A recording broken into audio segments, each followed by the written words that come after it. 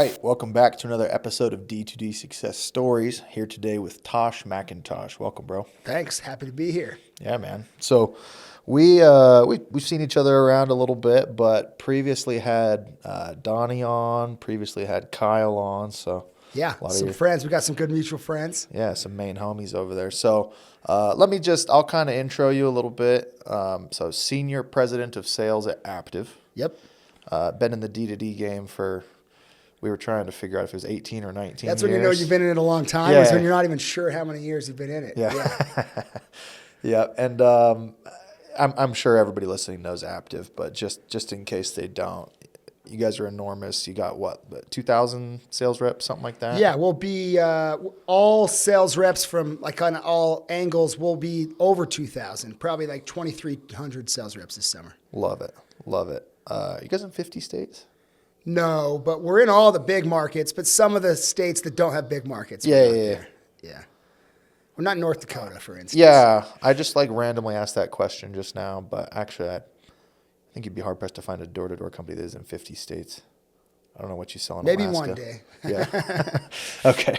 So cool, man. So anyway, yeah, that's Tosh now, but let's go kind of back to the beginning. Give us, just briefly, and then we'll get into the D2D stuff for real. Give us briefly kind of where you're from, growing up, school, what kind of kid you were, Yeah, so from Utah, lived in Salt Lake Valley until I was 15, then moved to Lehigh, went to high school in Lehigh.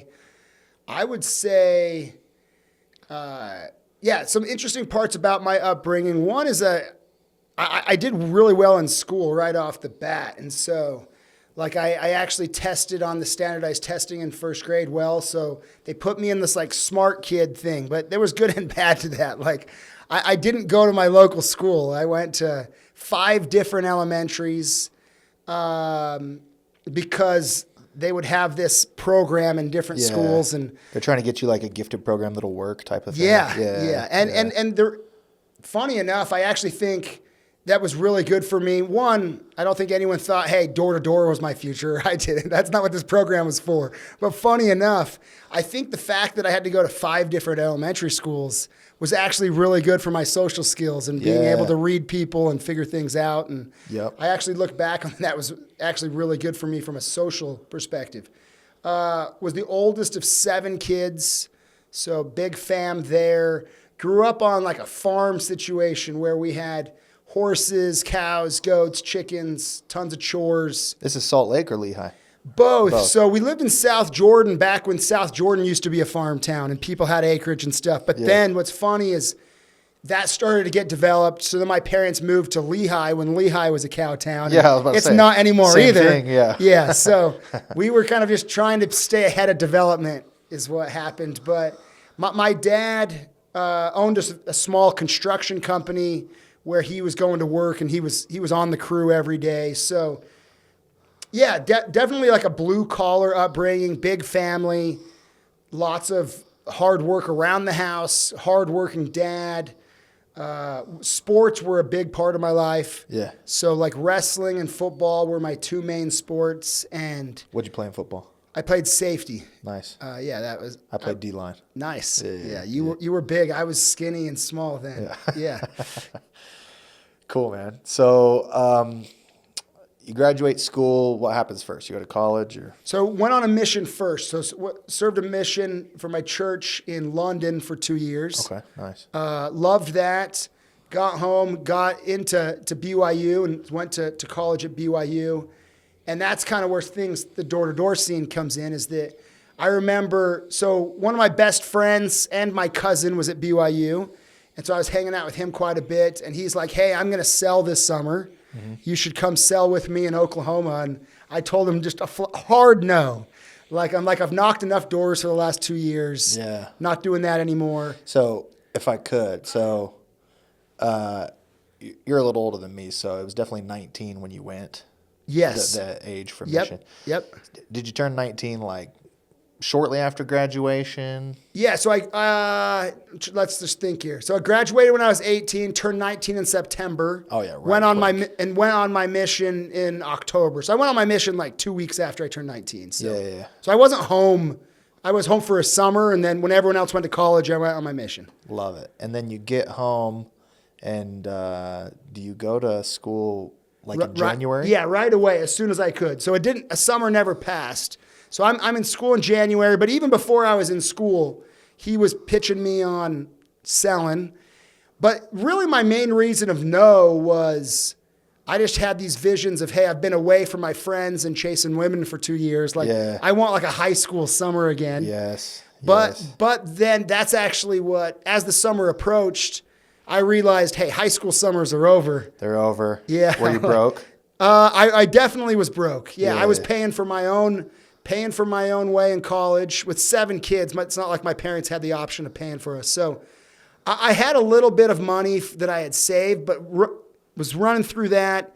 But honestly, the first summer, what made me do it wasn't even actually that I was broke as much as I'm like, my friends aren't sticking around. They're all going and doing stuff. Yeah. Like I should go do, and the only job offer I had that first summer back was construction. And I knew I freaking hated that. Like my dad did construction. I did that in the summers. And yeah, the math came into it. I'm like, I could make $12 an hour doing something I freaking hate, or I can at least be average in summer sales. It'll be a fun adventure. Let's go with my cousin Seth. So that's actually kind of how I talked myself into the first time. Yeah. Hey, let's do it. Let's go sell. That's awesome. So, sometimes I think that there's an element of that today too. Like, kids will do it just like for the adventure of it. Totally. You know what I mean? As a recruiter, I think we forget that sometimes. We're always like showing them the numbers. But sometimes, especially these 18 to 23-year-old kids, like a lot of them are just looking for an exciting chapter in their life. Yeah. And I went out there, thought, hey, like this is going to be random, but I'm going to Oklahoma. I'm going with one of my best friends. It's going to be an adventure no matter what. I'm ignorant to it sometimes because, every door-to-door job has its unique little angle that you can recruit on and appeal to the people where that angle appeals to them, right? So anyway, sometimes I'll be like, hey, man, like good thing about our hustle is we knock locally, so you don't have to go someplace. And then 2 weeks later, they're gone. And I'm like, wait a minute, I think he wanted to go someplace. Yeah, totally. I was selling the wrong thing. Anyway, so cool, man. So how's that first summer go? It went well. What was cool, because I actually, full disclosure, I was not taking it that serious, even from my reason I did it. Like an example of that, I had my wakeboard with me on the way out there because I was still like, I'm going to have fun. I'm going to find someone to take me wakeboard and I'm going to sell. But then a couple things happened. One is my cousin was taking it serious because he had gotten engaged recently to that. Yeah. And had put his engagement ring and he had got married right before the summer, put his honeymoon and his ring on a credit card. Yeah. And it was like he needed to make this summer work. Yep. And so he was taking it real serious. And then that kind of flipped the competitive switch in me where, my cousin was selling 3+ a day and I can't let him outdo me. So what's funny looking back is that whole team sucked except me and him. Yeah. But the only reason I was good is because Seth was throwing down and taking it serious, and I was trying to beat him, and we were back and forth the whole summer. And so that summer, he hit the 200 bonus, and I did 201, again, because I'm a competitive sucker and had to make sure I beat my cousin. Yeah. But we finished number 1 and 2 in the whole company. It was a small company, probably 100 and some change reps, but yeah, I ended that summer as the top rookie with 200 and something accounts. Yeah. So you're competitive. I'm sure that's part of the answer. But like, how were you good to start? Confidence? Did you have good training? What would you say? I don't think I had good training. I love some of the guys that were my leaders there, so I don't want to be too harsh on them. But well, it was primitive times. There wasn't. Correct. Yeah. Times have changed. The other thing is that was me selling Dish Network and DirecTV, and there was actually a lot of product knowledge you had to have to even be able to have a chance. And so the training was really, especially pre-summer, was very much just, you got to know all these channels. You got to know these TV boxes, these pricing, it was just tons of product knowledge. Yeah. And it was not that much sales knowledge, especially compared to what guys get now. I think there was an element of, I had done some random door-to-door in high school. Like when I needed money in high school, me and my friends, we went to Home Depot, bought peepholes, and then would go door to door and sell them. And we'd buy them for $2 at Home Depot. People would pay $20 for us to install them. Nice. And if we did one of those an hour, we felt like we were freaking rich as a high school kid. Yeah. So I actually just paid for the kids to wash my trash cans yesterday. Nice. High school kids, yeah. And I still think a lot of high school kids should be finding things. But there's two things from that. One, I think I had a comfort level of door to door. Yeah. And so even though I didn't know what the crap I was doing, if you feel comfortable on the doors, that's half the battle. Yes. And then I think second is that I wasn't afraid to work hard. And I think I really got that from observing my dad. But then even on my mission, something clicked where it's like, if I'm going to be out here, I might as well be grinding. And when I got out there in the summer and thought, hey, I need to beat Seth, the thing that I knew I needed to click into is I needed to be the hardest worker on the team. And so I think those are two things I brought is a comfort level on the doors and that I wasn't afraid to be the hardest worker on the team that summer. Yeah. Did you, was your mission like a door knocking mission or was that not the thing? No, it was a contacting mission, but probably, I mean, I was in Europe. We weren't teaching all the time. We were finding all the time. Yeah. But it was probably only like 20% knocking, but a huge amount of the day was spent stopping people on the streets. Which is, similar skill close, sets. yeah. Very similar skill sets. Still talking to strangers, sparking a conversation, getting them to like you, getting to the point. And so a lot of the same skills. Exactly. Cool. And as far as years, this is like 2005 or 6, yes? My first summer selling, 2006. Well, okay. I was about to ask about like how was it getting recruited back then, but you probably just were going to go with your cousin. Like that was your hookup, right? Yeah, I didn't do another meeting. But what is funny, even looking back, is the scene though, and this is all the companies, was like find a room at Brick Oven Pizza and then do info nights. That's how people recruited back then. Yeah. No one had nice buildings. Right. Most companies didn't even have buildings. It was find some guys. One night a week, they would usually have a reoccurring pizza night at one of these places. And that's like how freaking garage band or something. Yeah, that's how I got recruited. Is I went to Brick Oven Pizza and sat through a PowerPoint. Yeah, cool. So you go out, you do well, even, not having been super serious going into the summer. What's it like coming back from it? Are you like, cool, I love door to door. I'm definitely going to do this next summer. I'm definitely going to get a team. Or is it just like, I'm stoked it's over? No, it was, hey, that was fun.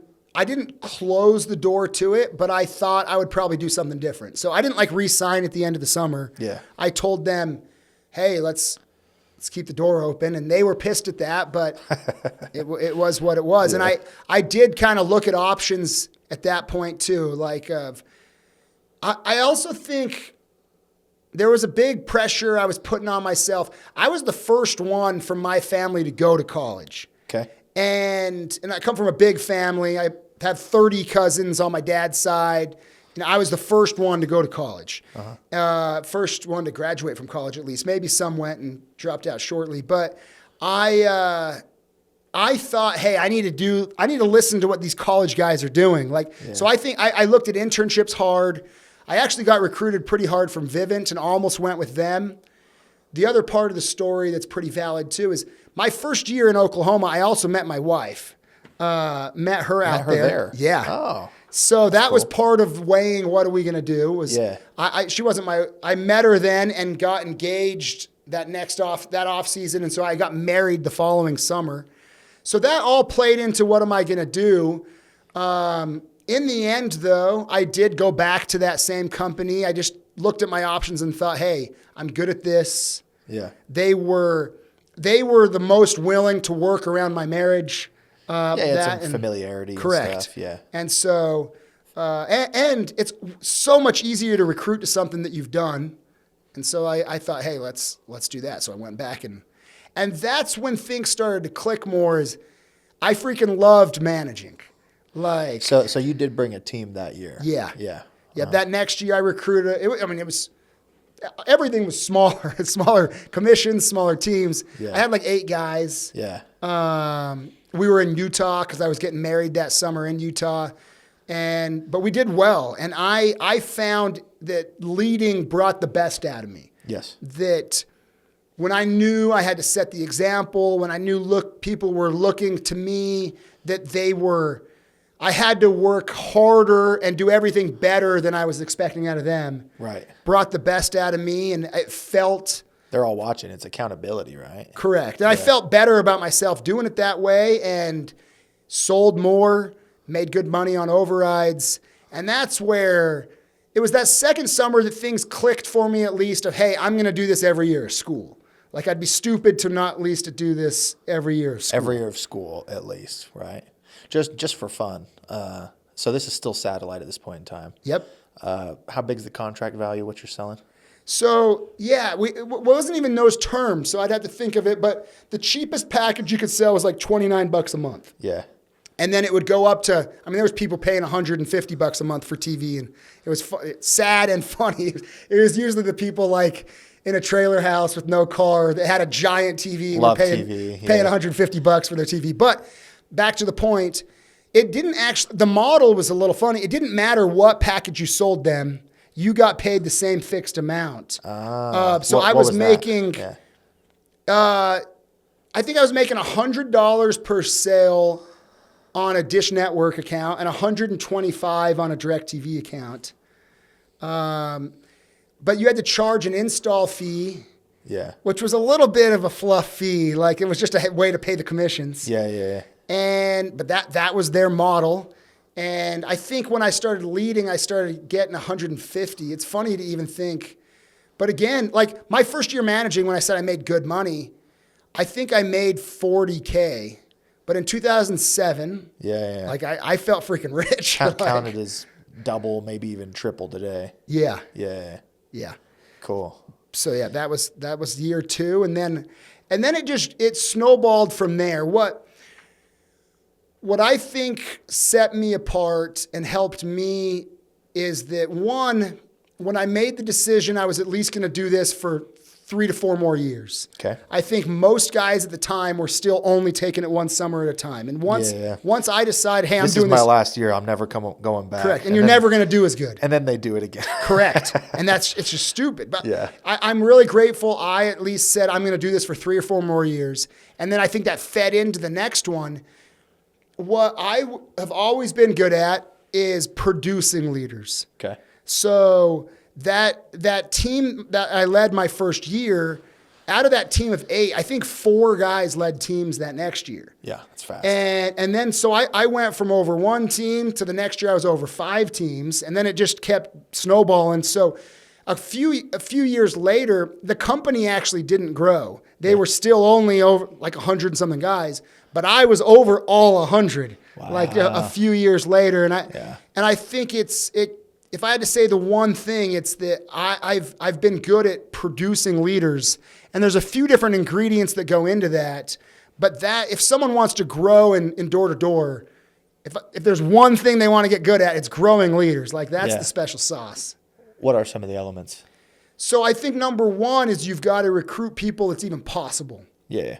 That they got the mental makeup for it. Correct. Yeah. And even just the vibe. Yeah. Like you can have a guy that can sell like crazy, and maybe he's even smart, but his vibe, it's just, I can't envision them ever being a leader. Right. And so if you're going to produce leaders, you got to recruit people that's even possible. So I tell guys, when you're meeting with them, you should think, could I see this person leading a good team next year? And try to get as many of those people as possible. Yep. So that's step 1.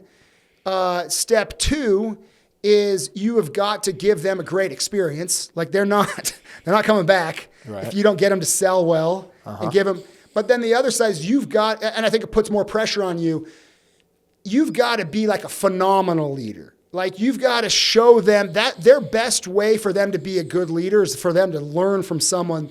So you should put a lot of pressure on yourself to not just be the average, but you want to show them what a phenomenal leader does. And then they can just copy those things. They don't know any different. When they lead, that's what they do. The fourth one I would say is you gotta talk to them and plant that seed and nourish that seed through the summer of, even a couple weeks, even in recruiting.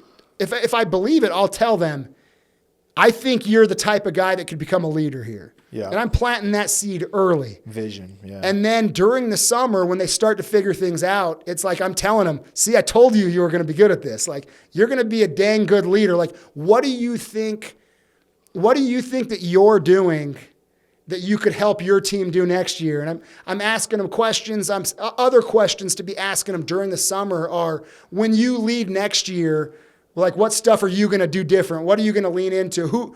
Who on our team do you want to lead with next year? And I'm just getting them thinking about that the whole summer, so that at the end of the summer, re-signing is easy, but even more so, they're thinking of themselves as, I'm going to be a leader. So that means the amount they have to sell is a leader level. Like, they can't just judge themselves against the rookies. They've got to hit a leader level in order to do that. And so I think people rise to how you treat them, is to kind of sum that up. Yep. And if you treat them like, hey, you are a shining star who's going to be an incredible leader in the future here, they start acting like that. Yeah. And those are the ingredients that I think go into producing leaders from your downline. Love that. Love that. So I'm sure it's going to be a lot more the same, but give us kind of a quick version of the years, what would it be, 3 through 6 at that company, just scaling up. Yeah, so it just kept snowballing in numbers. At the same time, looking back, what I cringe on a little bit, but I didn't know any different, was that a lot of my guys, when I led a team, I was producing a good chunk of leaders from it. Yeah. What, though, started happening is most of my teams would only have 1 or 2 guys come back. So I scaled when I was leading teams. Like 1 level removed from you, or two levels, I guess. Yeah. But then I knocked for 4 years, and then years 5 and 6 of that company, I was already over an amount of guys that I couldn't warrant me knocking and leading teams. I was traveling and training. Yeah. But then what I started seeing is that only about 10% of my recruits were coming back, and I would just have to reload. And that was one observation in those years. But because of that, it did make me really good at even like grassroots recruiting. Yeah. Like, I got good at recruiting. When I say grassroots, I really got comfortable with knocking apartment complexes.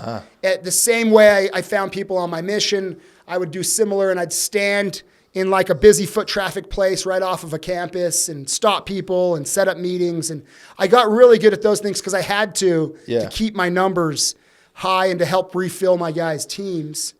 And I did a lot of that through those years. I'm always super interested in that because a lot of my experience has been in the social media era. Social media era, year-round models. Yeah.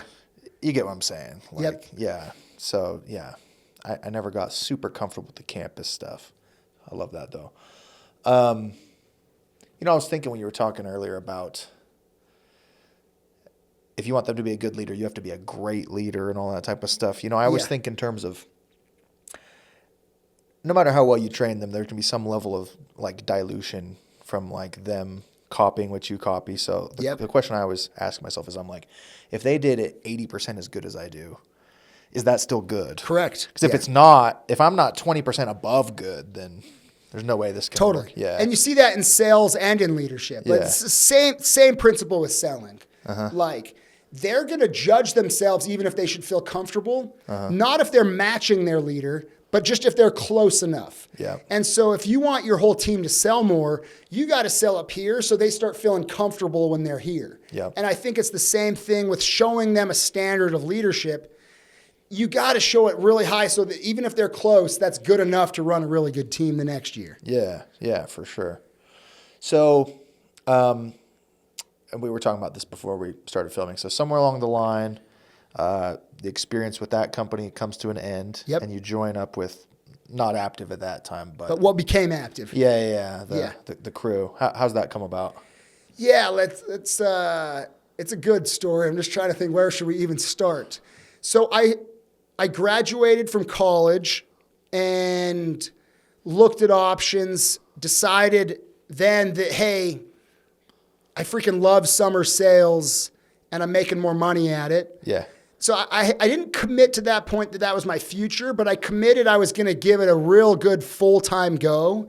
And then if it wasn't feeling it, I'd go back and get my MBA and enter the workforce that way. Okay. So I'm kind of in those years of like giving it a full-time go and started becoming a little bit discontent with the company I was at and with Dish Network and DirecTV. I mean, all signs were that they were kind of past their prime as something to sell. Yeah, tech was changing. Correct. Yeah. Netflix and all sorts of stuff was really damaging them. So then... by the way, did you guys have like some slick rebuttals for why Netflix actually isn't that cool and they should love DirecTV still? Not anything that was that good. It was just kind of like, hey, I do both, you know. Something you can laugh about now. Exactly.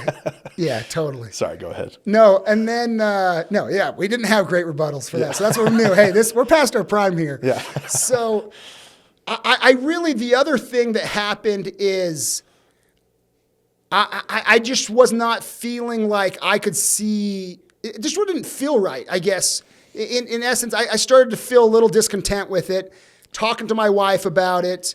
And what's funny, and I'm going to go a little religious here, but it's part of the story. Yeah. Had a real conversation with my wife one night on, it just doesn't feel like this is my future. And that I should be doing something different. And we talked for a while, and then I said a prayer, real serious and sincere prayer on, hey, guide me to what I should be doing for work. What should I be going back to school? Should I get out of summer sales? Those were really my two things. Like I thought if I'm in summer sales, I'm here. Okay. Where I was, but should I get out of summer sales or should I go back to school? And said that prayer. That very next morning, I get a text from a couple of my high school friends that work with the Aptive crew. Okay. And he says, hey, Tosh, your name got brought up by Dave Royce, who's like the OG founder. Yeah.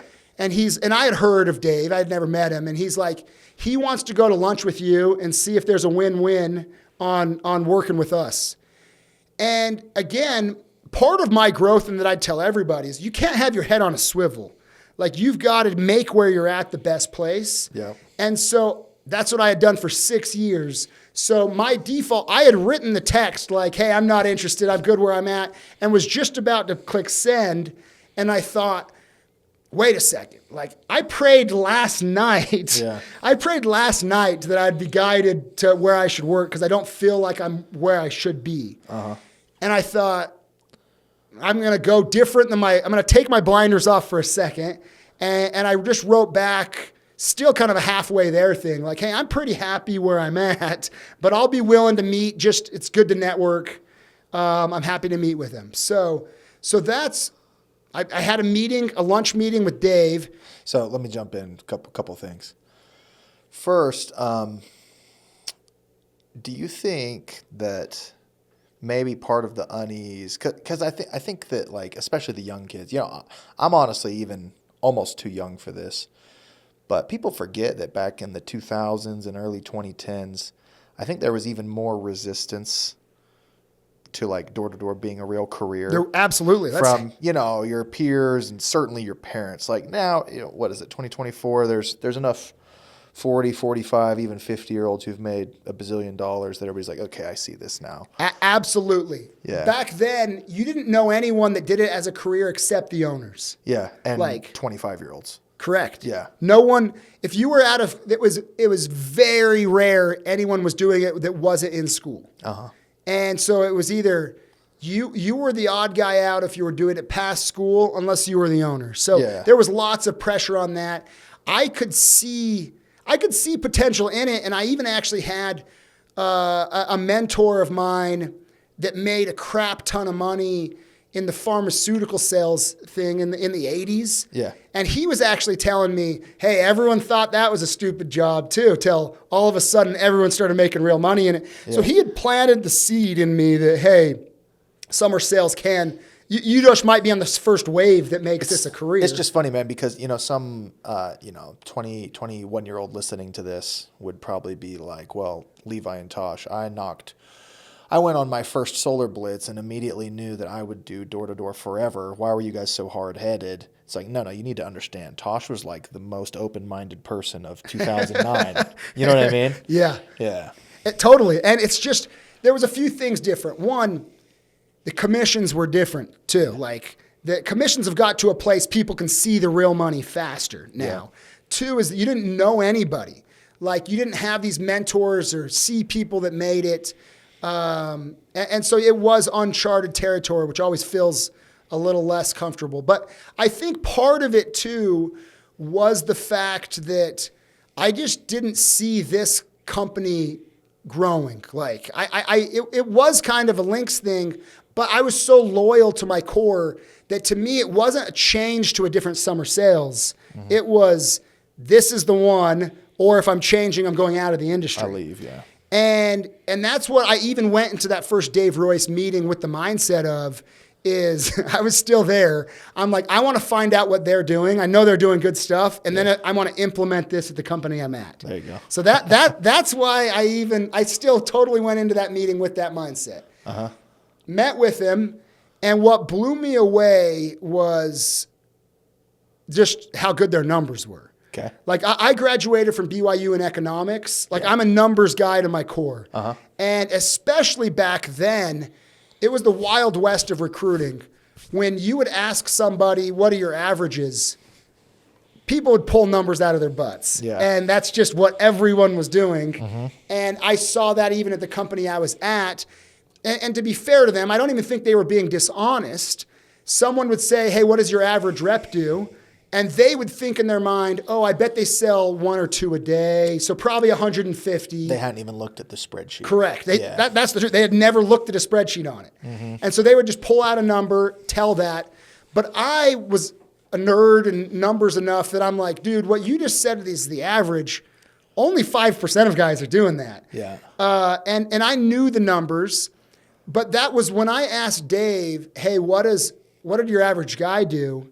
He said, well, what do you mean by average? Do you mean the median? Do you mean the mean? Are you basing it off of guys that started? Are you basing it off of guys that finished? Are you basing it? And just from that, I thought, okay, this guy's a numbers guy. Yeah. And I'm like, show me all of them. Which is so funny because the guy who like scrambles to say a kind of like BS high number thinks he's doing the best to sell you. But with a nuanced, well thought out, honest answer, Dave Correct. Actually sold you better. Absolutely. Yeah. Absolutely. And showed me the good, the bad, and the ugly. Mm. Like he opened up their database and I saw the guys that got their butts kicked. And some guys hide that too. Mm-hmm. But again, to get the good, experienced guys, they're like, I knew, okay, well, I know some guys are getting their butts kicked. Show me. Yeah. I saw that. He wasn't hiding that, saw who did well. And their numbers were so good, it shook me. And again, though, I was asking them questions and thought, hey, I'm going to implement this at where I'm at. But as I was trying to implement, I was trying to make changes against a culture that had been doing it for a while. Yeah. It wasn't working. And then I think two other big things happened. One is I had my wife's brother was on his mission, and he wrote me an email that said, Tosh, I want to sell with you when I get back. And the first thought that popped in my head was, I think Lucas would have a better chance selling at Aptive. And I think his odds of succeeding, I know the numbers, would be better at Aptive. And then it was like, wow, what am I doing here if I think that my family, people I know would be better here? And then the other one, again, I was so loyal, that almost to a fault, that I still, though, was having a hard time leaving these guys that I felt like had really given me a lot of greatness. So, but then the owners came to me and said, hey, we think that because I guess even to say that a little better, the other stickiness was changing industries, if I'm being honest. Yeah. I had made it in satellite, was in the top 1% as a seller, as a trainer, and it was a little bit scary for me to change industries and think I'm going to have to go back to knocking. Who knows? What if I'm not good at that new sale? Mm-hmm. And I dealt with that a little bit. But then when the owners came to me and said, "Hey, we think that Dish and Direct are on their way out. We want to start a pest company." Then it's like, well, why would I go with these guys that don't know what they're doing? Yeah. When Dave and I knew Vess at that point, I'm like, these guys seem like they're freaking on it, kicking butt at it. That's when I'm like, okay, I'm going there. Wow. So the Dish guys started a pest control company. Correct. Okay. Yep. Got it. So sweet. Which iteration was it this time? Was it Altera or? So yeah, I mean, to be exact, I actually I signed when I went with what I'm calling the Aptive crew. I signed with a company that was called EcoFirst. Okay. 1 month later, Terminex bought their customers and the name EcoFirst, and so we became Altera. Yeah. Okay. So I signed with EcoFirst, but I never sold a summer with them. I was always Altera and then Aptive. Got you. And did a lot of your people follow you? It's a funny question. It was heading that way, and then lawsuits on the non-solicit, and I lost. The judge didn't award them any money, but I wasn't allowed to recruit. He's like, "Hey, I'm going to hold this non-solicit. You're not allowed to even flirt with recruiting. Don't even talk to these guys until the non-solicit is over." And it was over 1 year later. Yeah. So that was that's definitely part of the story. Is that the Aptive crew recruited me as if I was a big deal. Had a bunch of guys. Yeah. And took a risk on me. I come over, and then all of a sudden I have 0 guys. They recruited a rep. Correct. They got 1 rep. and then there I am too. I had a little empire. Mm-hmm. And all of a sudden I'm in a new place at a thing I had never sold, and I have zero recruits. Yeah. And what I did though is just after getting past my freakouts, it's like, okay, what do I got to do to execute here? And again, the things I knew I was good at is grassroots recruiting. Yeah. So I said, okay, every single week I am going to, and it wasn't a ton, I think it was 8 hours. I'm going to do a minimum of 8 hours of grassroots recruiting every week. And so on a normal day was, let's go do it for 2 hours. Right. And if I did that 4 days a week, I got that minimum. And on my whiteboard at my office, I would track that of how many hours I was grassroots recruiting. And then I'm like, I can't contact any of the guys I worked with previously, but there's nothing in my non-solicit that stops me from working all the other contacts I knew. Yeah. And so I made a list of people that I tried recruiting over there that I thought were good, that I didn't get. Yeah. And most of those had went and sold for other companies. Yep. So those were my 2 main focuses. I would go grassroots recruiting, and then I would just work the phones on calling people that I had tried and unsuccessfully recruited before. And I was able to get 28 guys from those 2 things, and it was about half and half. Yeah. I had one team of 14 that I went out and led from guys that I found grassroots, and then another team where 2 of those guys were people I had tried to recruit that went to a different pest control company. I was able to pull them over from us. Mm-hmm. And again, where things really propel is that I went all in that summer. And I had a new chip on my shoulder. I was really kind of pissed at that I tried to leave somewhat friendly. And then when they sued me, especially they tried to sue me for a lot of money. Yeah. I got a chip on my shoulder. And one, it was like, they're talking smack on me. They're suing me. I got to show them they're wrong. I'm right. Mm-hmm. And so, and I had to prove myself in this new industry and grow. So long story short, I did really well. But my secret sauce, again, was I got my guys to do really well. So not only did that produce a lot of leaders, but then as soon as that non-solicit was over, like I stayed up till midnight that night, and I was calling guys at 12:01. And, wow. and I got Do you think there was maybe a lot of guys from there? maybe a hidden benefit in that you got to be like a pest control expert for a year before you started bringing guys over? Totally. Anything like that? Yeah. For sure. I think that I sold more that year because I had that chip. I had to. Like now I was back to where a big portion of my income relied on my personal sales. Yeah. And that was the best thing. Like, let's get that. And then definitely I was in a better place to recruit them because when it's, hey, I've gone out here and done it, and this is my story, that's such a more powerful recruiting message than I think this is what it's going to be. Yeah.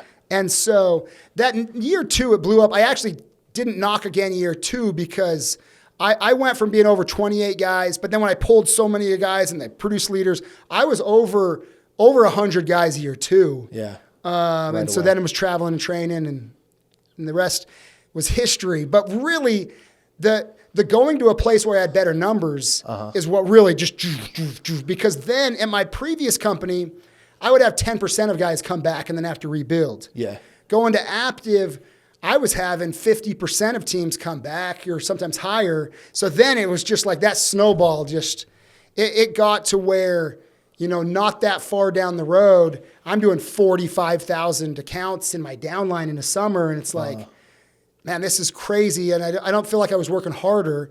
But if you're at a place where your reps do well, it just makes your job so much easier. Right. So, okay.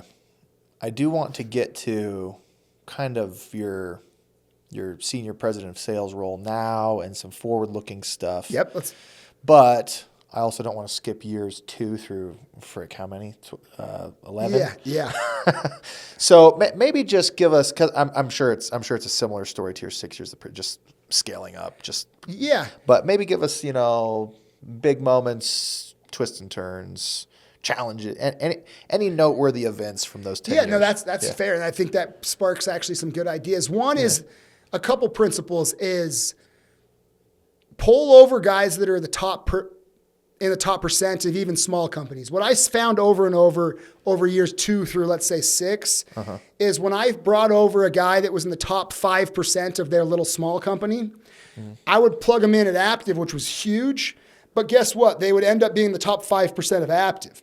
Even if the numbers were quite a bit different? Correct. Yeah. Because I just think that so much of it is the resources they have. Yeah. And that they're always competing against humans. It's just kind of like what kind of competitor they are. Correct. Yeah. And an example of that, like there was a guy, Taylor Woodruff, he was the number 1 rep at a satellite company. And again, I could recruit satellite. So he was the number 1 guy there at a small company. Bring him over.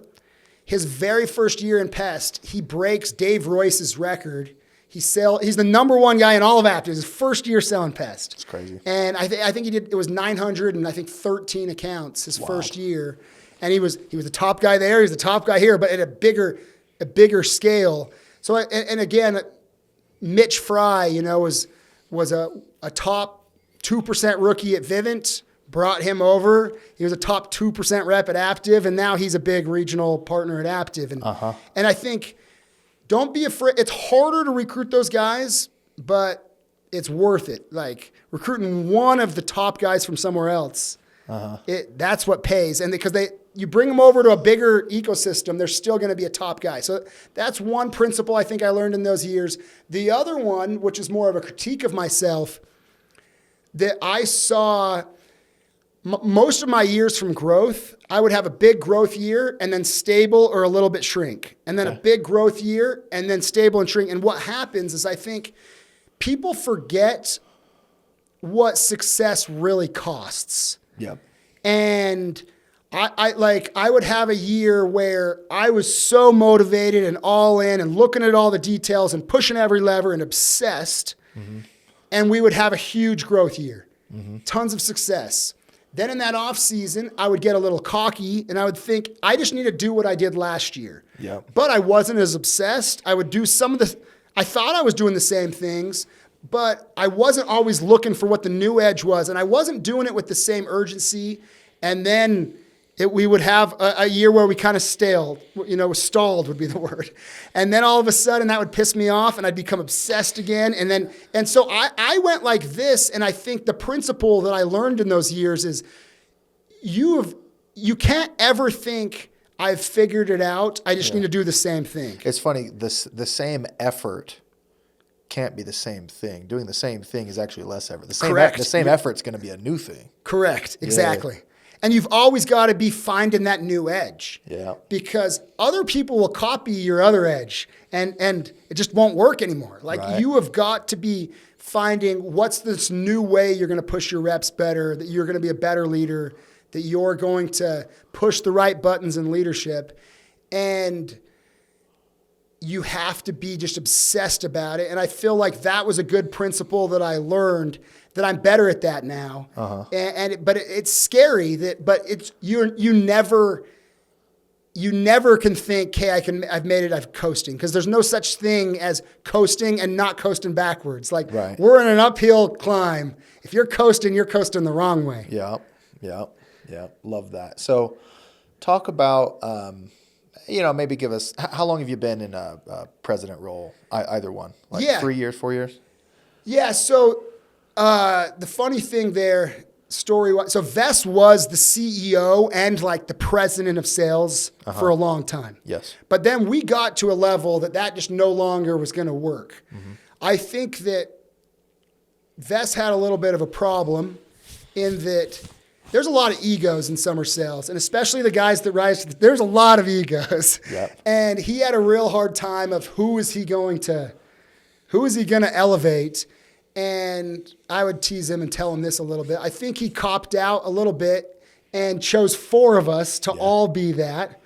But I don't blame him. And actually, I'm actually lucky. I think if he chose 1, it wouldn't have been me. Yeah. But then with the 4 of us in that position, that was in the same position. That wasn't the right thing either. Like finding our lanes, who makes the decisions, at times it felt a little bit like we were on like a reality TV show. And I think everyone quickly realized that doesn't work either. And so we had a shuffle of things.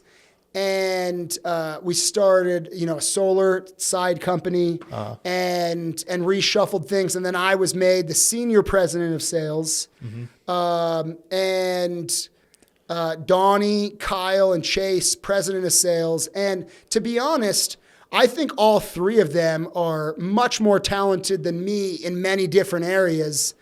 I do think the structure works, and that I feel lucky and fortunate that I ended up where I'm at. But I do think the structure of the buck stopping with somebody does work a lot better than when it was the 4 and 1. That's cleaner. It's just, management principle, it's got to, right? Correct. Yeah.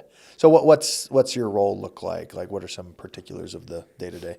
Yeah. So, Aptive's a big company. We're doing roughly $500,000 in revenue this year. So there's a lot of I'm in big corporate meetings a lot of my time. Yeah. And then I feel like a lot of my role is I'm the liaison from the corporate machine that Aptive has now and our big sales force and our sales leaders. I also, though, try to be the best leader I can be to the presidents of sales and to our guys that we call partners, the guys that are at the top of each downline. Yeah. Yep.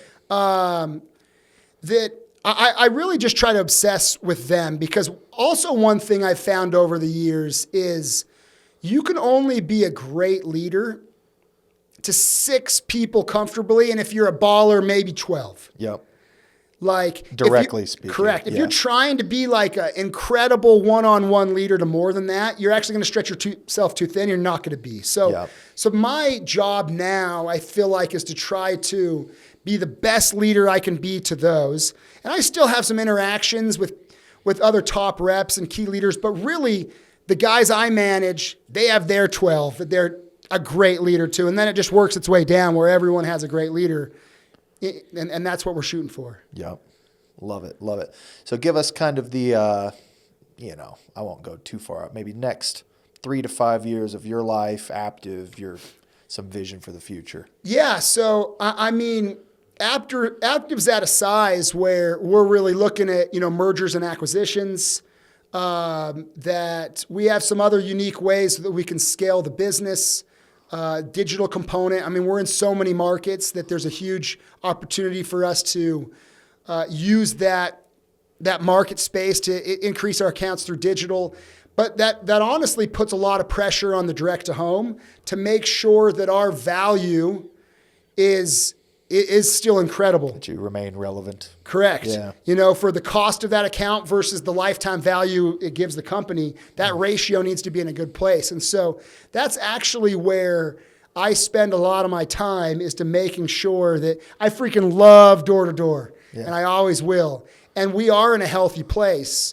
But again, we can't, the whole direct-to-home industry, I don't think, can sit back and think, hey, we don't need to change anything. Mm-hmm. Like, we've always got to be on the cutting edge to make sure we're using our advantages to be the best way for people to acquire accounts. So that's something forward-looking we look at a lot, is because we are, as a business, going to continue to find different ways to add. Mm-hmm. And direct-to-home is always going to be a big part of us, but I got to make sure that I'm keeping it the best part of us. There's some really exciting financial things coming where we're at a size and at a profitability level that there should be some good private equity opportunities, some good even going public opportunities that I'm looking forward to. And then on me personally, I turned 40 this fall, which I know I look like I'm 21, but I'm actually older than that. But it's crazy to me I'm still in this industry at 40.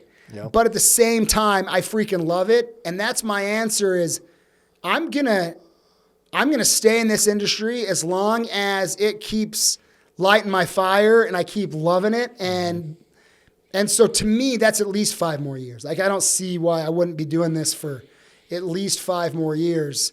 Like, it does also stress me out. Like, that's one thing I think people sometimes mislead themselves, is thinking that they want to find a chill job. I think that the thing that I actually love about this job is the stress on it. It makes me feel alive. I was going to ask you earlier when you were talking about being the gifted kid in school, if you got ADHD. Oh yeah, 100%. 100%. I just asked because I feel like the testing gifted or whatever, and then having to go to a class where they find special things to keep you interested because nothing else interests you. Yes. That's all just like code for yes. ADHD. I had the same experience. I think a lot of like good salesmen had the same experience. So yeah, I relate. No, totally. And so I definitely. And we thrive on chaos. That's I hyper focus on things too. Like I'm not happy if it's just chill and I don't have something to like hyper focus on. Right. And so, yes, it stresses me out, and my wife will see me sometimes and tell I'm stressed, and she's like, Tosh, like, you have money, like you could do something different. But I'm like, honestly, if I found like the chillest job in the world, and I don't know what that is, but to me, it's a banker teller. Like it seems like that's the chillest. It just seems like a chill environment. And I'm like, now if Zion's Bank said, we'll pay you your same amount of money just to be a teller, 9 to 5, I would think, heck no. Like, it's one of those contradictions, right? Because you'll just be like, oh, babe, I'm so stressed. And they'll be like, well, why don't you quit? You're like, what? No. Exactly. I freaking love this.